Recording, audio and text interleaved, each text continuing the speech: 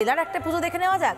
শিলিগুড়ি থেকে শিলিগুড়ির রবীন্দ্র সংঘ, সম্ভবত আমি যেটা বুঝতে পারছি রবীন্দ্র সংঘ থেকে রণজিৎ রয়েছে আমাদের সঙ্গে। রণজিৎ, শিলিগুড়ি রবীন্দ্র সংঘেও কি পঞ্চমীর দিন ঠিক এরকমই ভিড় দেখতে পাচ্ছ?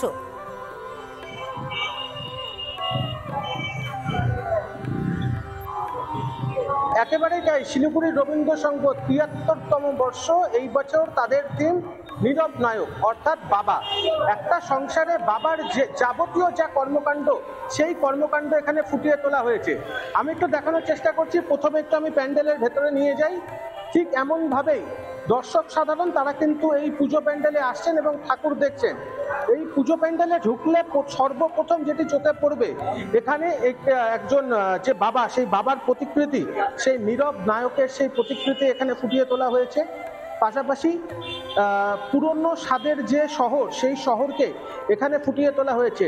আমি যদি আরেকটু ভেতর দিকে যাওয়ার চেষ্টা করি, তাহলে ঠিক এখানে দেখতে পাবো শ্রমজীবী মানুষ, একজন হতদরিদ্র বাবা কিংবা সাধারণ মধ্যবিত্ত, কিভাবে তার সাংসারিক যাবতীয় যা কর্মকাণ্ড, বেড়ে ওঠা, সমস্তটাই এই ধরনের চিত্রের মাধ্যমে ফুটিয়ে তোলা হয়েছে।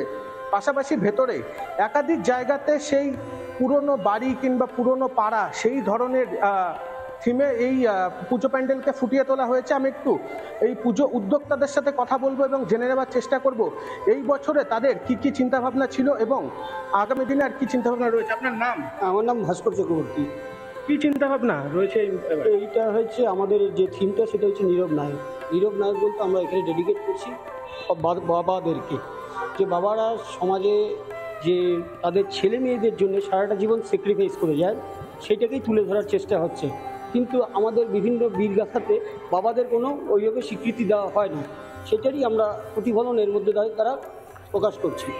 ভিড় কেমন দেখতে পাচ্ছেন পঞ্চমীতে? তো একদম তৃতীয়ার থেকেই ভালো ভিড়। এই যে আপনারা দেখতে পাচ্ছেন, এরকম ভিড় এরকম শুরু হয়ে গেছে, দুপুরবেলা লোক আসছে অলরেডি পঞ্চমীতে। একেবারেই। আমি একজন কাকুর সাথে একটু কথা বলার চেষ্টা করবো। কাকু, কোথা থেকে এসছেন? আমি শিলিগুড়ি, আমি চম্পাসাই থেকে। কেমন লাগলো এই বছরের এই থিমতে? আমি সবাই ঢুকলাম, থিমতে তো মনে হচ্ছে বেশ নতুনত্ব আছে। বিভিন্ন সময়টা দেখা যায় যে বাবাদের নিয়ে খুব একটা কথা হয় না, এবার রবীন্দ্র সংঘ ফুটিয়ে তুললো। কেমন? খুব ভালো লেগেছে, খুব ভালো। কেমন লাগলো? খুব সুন্দর লেগেছে, খুব ভালো লেগেছে। বাবারা যে প্রাধান্য দেওয়া হবে সেটার জন্য ওরা প্রকাশ করছে, সেই জন্য খুব ভালো লাগলো।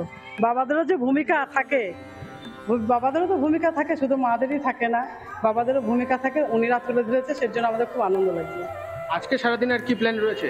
আর না, আর এখন আরেক জায়গায় দেখে বাড়ি চলে যাবো। নিশ্চিতভাবেই বাবাদেরও ভূমিকা থাকে, মা বাবা দুজনের ভূমিকাতেই সুন্দরভাবে সংসার গড়ে ওঠে।